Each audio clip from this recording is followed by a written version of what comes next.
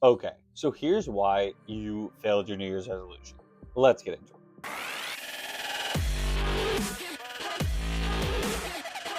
Okay, so there's a few main reasons why people fail their New Year's resolutions, but let's talk through each of them and show you like the changes you can make so that you either can restart them or don't fall off a cliff from where you're at, whatever it is that you actually are able to see progress. So the first one is that it's just not a big enough priority for you.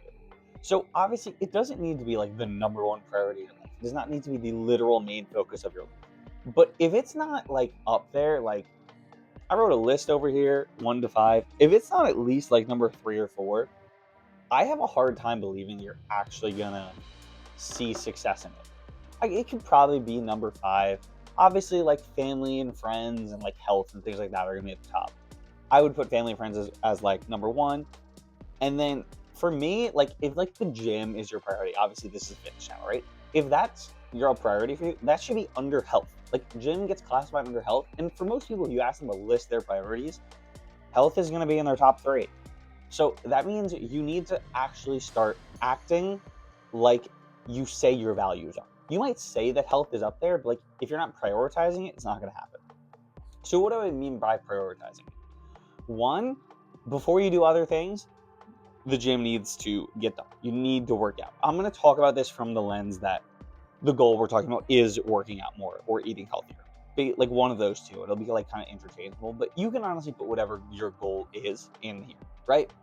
But you need to find ways to set yourself up to want to work out or lift at times that are convenient for you and plan your day around your lift. So like for me, I know I love lifting about an hour and a half after I wake up ish, somewhere around there. I usually like to leave for the gym about 90 minutes after I get up.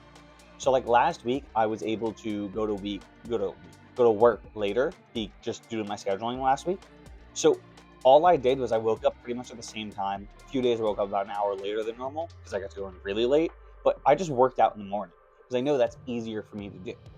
So for you, find out the time where either you can work out or when you like to work out and like plan your day around it. So like for me personally, on a normal day, I'm up at 5:30, get home from work around 2:30ish. From there, I'm eating a quick snack, heading to the gym, working out, coming home. And by the time I get home, it's usually around 5:15, and then I have to eat dinner and shower. So I'm usually not done with that till like 6:30 on a regular day. So for me, my day doesn't start till 6:30 because everything else before that are just things that I have to do. I don't get to choose what I do till that point in the day. And that's because for me, the gym is a priority. Like it's something I'm going to do pretty much every day. Usually like 1 day a week, I take a rest.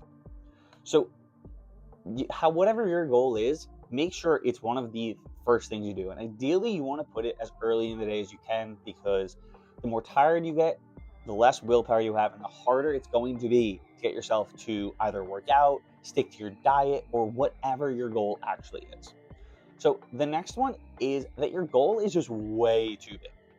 So, for example, like one goal of mine this year is to run a sub 4 hour marathon, which is a pretty impressive time, right? It's a pretty solid time. I think like the equivalent for lifting would be like that's like hitting a 225 bench, right? But like a goal that would be too big would be saying like, yeah, I'm gonna run a sub 3:30 marathon or a sub 3 hour marathon. Like that's crazy. If I really trained for the entire year, could I do it? Maybe, I don't know. But that's like a massive goal that if you set your goal too big, you're just not going to be able to achieve it. And that's going to hold you back. Like you might be like 4 months into the year and realize like it's just not feasible at this point for you to reach your goal. You didn't make as much progress in the first 4 months as you were expecting. So at that point, you're just going to give up. There's a good chance you give up because you don't even see yourself reaching your goal. So what's the point?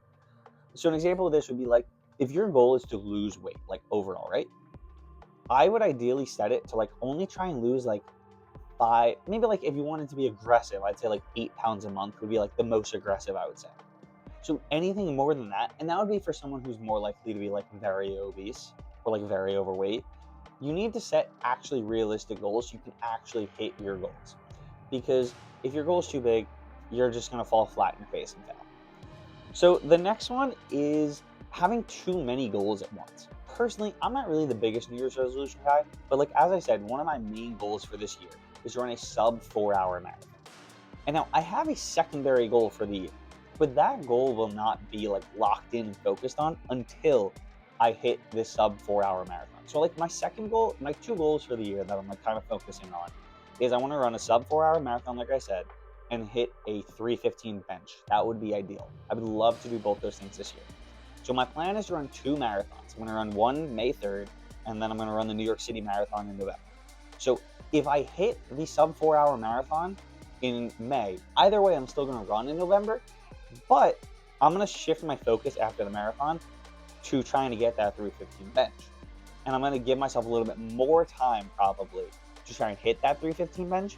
Whereas if I don't hit the sub 4-hour marathon in May, then that 3:15 bench is going to move on the back burner a little bit. And I'll probably still train for a couple months, maybe like 2.5 months to try and hit that 3:15 bench.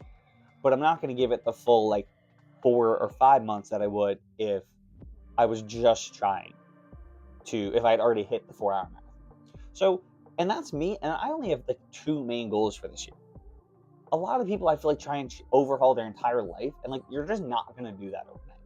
So pick one or two things, and like even if you have more short-term goals, so like maybe you want to lose 40 pounds, right? Which that's very feasible in a year, but you could probably do that in a shorter time frame.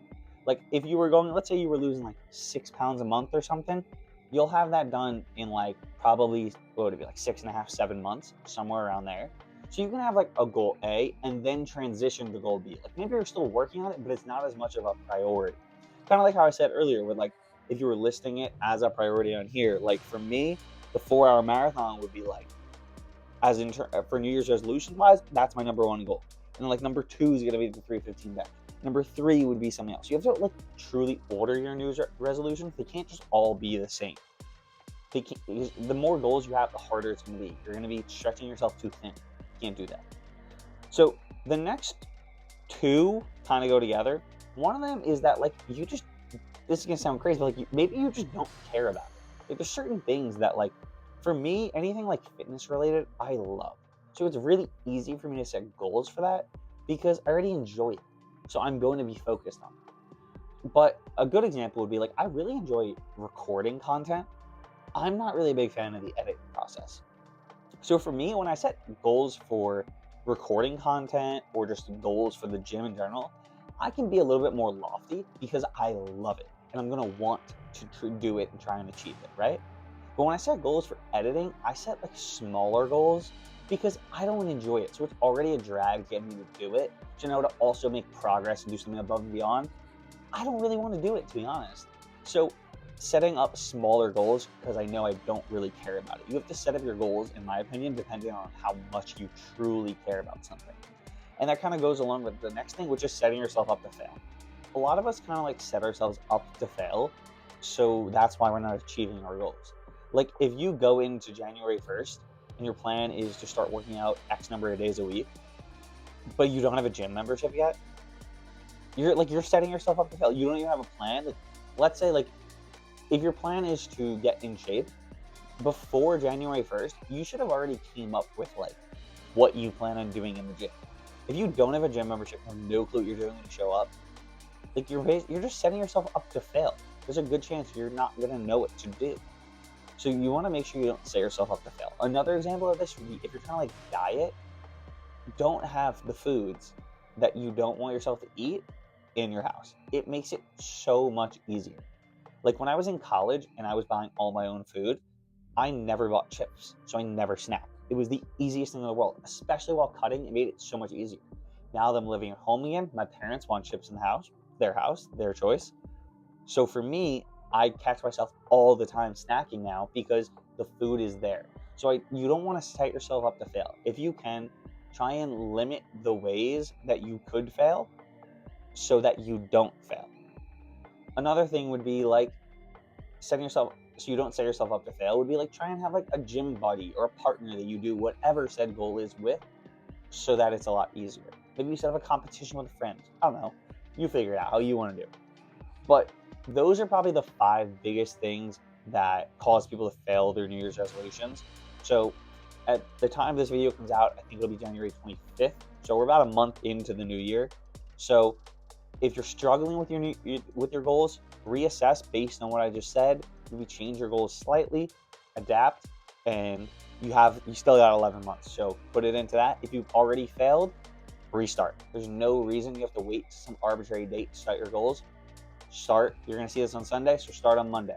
Or maybe start planning on Monday. Maybe give yourself a week to plan and then get into it. But I hope you guys enjoyed this. I hope you can use this to achieve some of your goals in 2026. Honestly, drop some of the goals that you want to do, and you're going to use this video to help you achieve. I'd love to see your goals, and maybe I can help you out with them. So, hope you guys enjoyed. Make sure to comment that, and I'll catch you next Sunday at 5 p.m. Catch you there.